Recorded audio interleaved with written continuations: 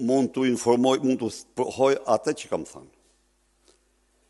I jam përgjigjur gjithë jetën time çdo thirrje të organeve të drejtësisë dhe do i përgjigjem.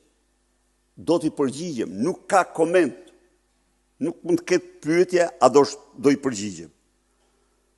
Por ka vetëm një kusht, që unë të marrë thirrjen. Dhe ata që përdorin këte për propagandë, për të mbuluar skandalin Rama Balluku të tunelit Llogaras, apo për të mbuluar skandalin e madh të aeroportit Vlorës e të tjerë, ata tregojnë se janë shërbëtor mjeran të një bande e cila vjedh ditë e natë qytetarë shqiptarë.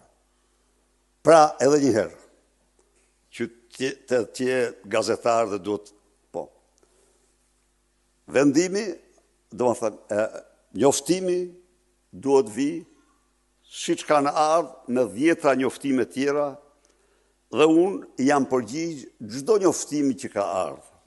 Kurse, përdorimi i kësaj është akti shëmtuar i Altin Troplinit, një shërbëtor, një mercenar i regjimit i Edi Ramës, që kujton se mund të mbuloj sadopak me zhurma të tilla krimet e shëmtuara të Ramës dhe Ballukut. Ndaj dhe asnjëherë dhe njëherë, ju them, asnjëherë mos më pyesni mua a do shkosh. Unë do shkoj në çdo rast që të thirrem për çdo problem nga organet e drejtësisë. E kam ligj, e kam aplikuar, e kam zbatuar këtë gjithë jetën time. Nuk mund të ketë hezitim dhe mdyshje, por me që jemi këtu, tani do shtoj pak këtu.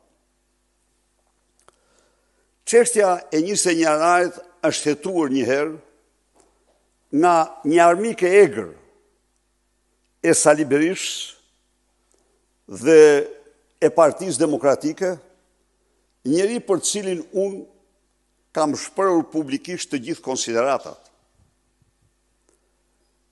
Çështja e 21 janarit, nga viti 2013, kur ne nuk kemi humbur pushtetin, dhe gjerë sot,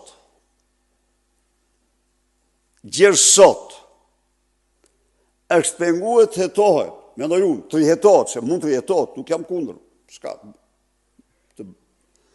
është penguar vetëm e vetëm për shkak të Edi Ramës, sepse deklaratat e qeverisë Shteteve të Bashkuara të Bashkimit Evropian janë shumë të qarta, kërkojnë hetimin nga polici tek organizatori kryesor.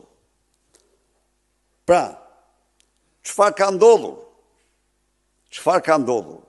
Ka ndodhur që prej 13 vitesh, rreth 13 vite, kjo çështje përdoret për propagandë.